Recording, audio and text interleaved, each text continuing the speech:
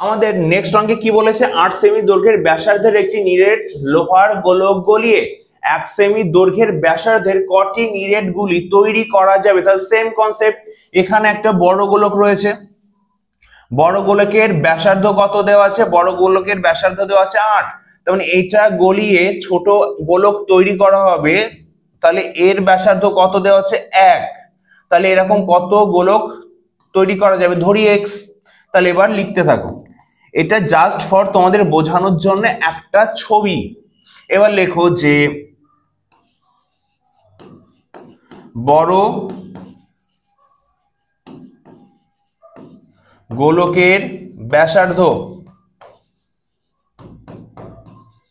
8 semi, তাহলে আয়তন কত হবে, আয়তন হবে 4/3 পাই আর কিউব, ইউনিট হবে ঘন,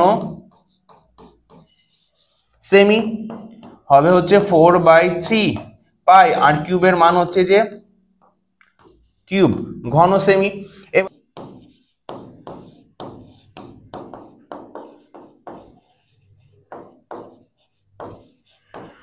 ছোট গোলকের ব্যাসার্ধ কত দেওয়া আছে, ছোট গোলকের ব্যাসার্ধ দেওয়া আছে 1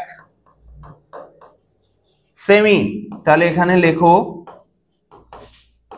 আয়তন, আয়তনের সূত্র কি ছিল, 4/3 পাই আর কিউব ঘন সেমি। তাহলে এখানে আর এর মান কত, আর এর মান 1, তাহলে আর এর মান 1 বসাও, 4/3 পাই আর এর মান যখন 1 হবে 1 কিউব করলে, 1 কিউব করলে তো 1ই হবে, তার মানে টোটালটার মান হবে 4/3 পাই ঘন সেমি। এবার বলেছে যে কতগুলি নিরেট গোলক তৈরি করা যাবে, তাহলে আগের অঙ্কটার মতো উত্তর লেখো যে 1 সেমি দৈর্ঘ্যের, ধরি 1 সেমি দৈর্ঘ্যের এক্সটি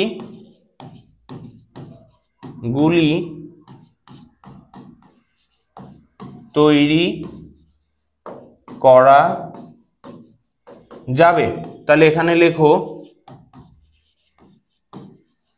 শর্ত মতে, তাহলে বড় গোলকের আয়তন কত, 4/3 পাই আর কিউব মানে 8 কিউব সমান সমান, তাহলে x। এবার ছোট গোলকের একটার আয়তন কত, 4/3 পাই। এবার দেখো এখানেও 4/3 পাই আছে, এখানেও 4/3 পাই আছে, তার মানে এটার সঙ্গে এটা কাটবে। এবার 8 এর কিউব মানে কত, 512 সমান সমান x, তার মানে x এর মান কত পেলাম, x এর মান পেলাম 512, এটাই আমাদের উত্তর। এবার তাহলে উত্তর লেখো যে 1 সেমি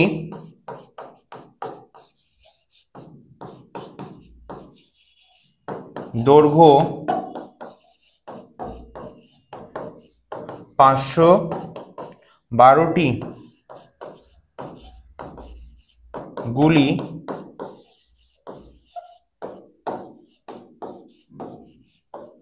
পাওয়া যাবে। ব্যাস, অঙ্কটা এই পর্যন্তই। তাহলে এখানে সেম কনসেপ্টে তোমরা 3টে অঙ্ক করলে, তাহলে এই 3টে অঙ্ক আশা করি বুঝতে পেরেছো।